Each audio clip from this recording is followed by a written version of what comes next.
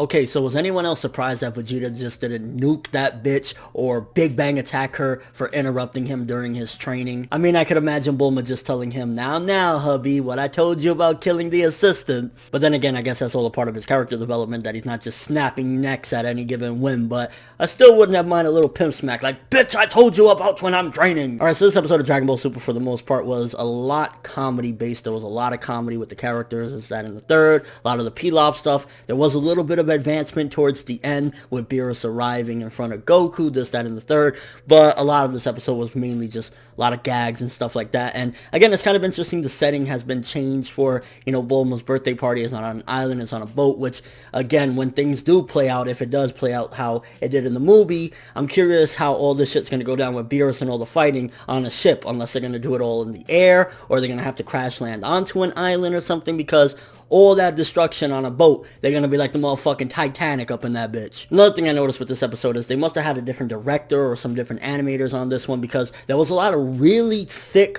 black lining around a lot of the characters, especially Pilaf and Vegeta when he was training. There was a lot of that, and it was kind of reminiscent of the only thing I could think of in Dragon Ball when they really did stuff like that was Fusion Reborn, the movie. There was a lot of black lining and stuff like that, so I don't know if that's just that particular director likes to do that or what, but it definitely was very noticeable in this episode. Not necessarily a bad thing, but it just kind of felt a little bit like off for the characters. It was like, why do they look so thick? Like, I mean, I guess the Pilaf stuff would have been like, oh, it's comedic, it's Pilaf, whatever. But when you see Vegeta and stuff like that, I was like, why are the lines so thick? One thing that I felt that they did add that was kind of good was the barrier around the Dragon Balls so nobody else could find them. I felt like that was a nice little touch. That way, nobody else, especially Pilaf, wouldn't easily find the Dragon Balls because there was that protector around it. And since Trunks took it off, then it kind of makes a little bit more sense. So that was a nice little addition that they added that kind of made things make a little more sense. And was anyone else curious as to why Chi-Chi was so upset that Goku wasn't there for the bingo tournament? Because most of the time when she did that is because, they're really poor and they need the money, but they just got a big ass check from Mr. Satan, so I don't think they're pressed for money. So unless it was just that she's kind of greedy at this point,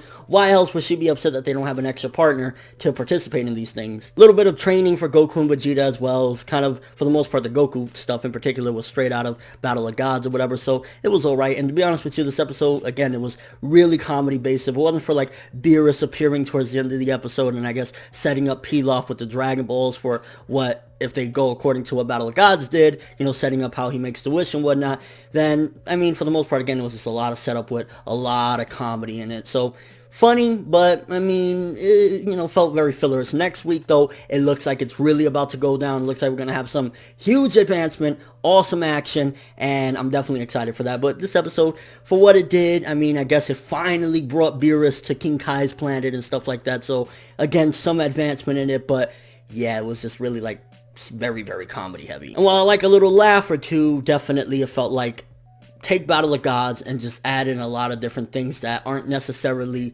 important to Battle of Gods, and this what this episode mainly pertained. Because Pilaf and them are funny for, a couple minutes here or there, but like, I think there was a good 7, 8, 9 minutes of them, and it's like, after a while, Pilaf, But seriously though, just seeing that Vegeta scene with him being interrupted, I don't know, it just gave me a real fucking laugh. And again, it shows his character development that he can control himself, but damn, don't interrupt that motherfucker, because, I don't know, he might get an M on his forehead and go wild. So yeah, honestly, an average episode of Dragon Ball Super. Next week is definitely going down, I can't wait for that. But let me know what you guys thought of it. First of all, did you actually notice those black outlines, the very thick outlines? If anybody understands exactly what that means, other than a different director or animator working on it, I would greatly appreciate it if you let me know. Also, did you get some of the gags? I mean, again, it was funny, but it really wasn't like anything that got me like, oh my god, I'm dying laughing. And are you hyped for next week? Beerus is here, Goku's there, and if you've seen Battle of Gods, then you know what's about to go down. And your overall thoughts of the episode? I mean, Dragon Ball Super, first 4 episodes so far have been, alright, okay.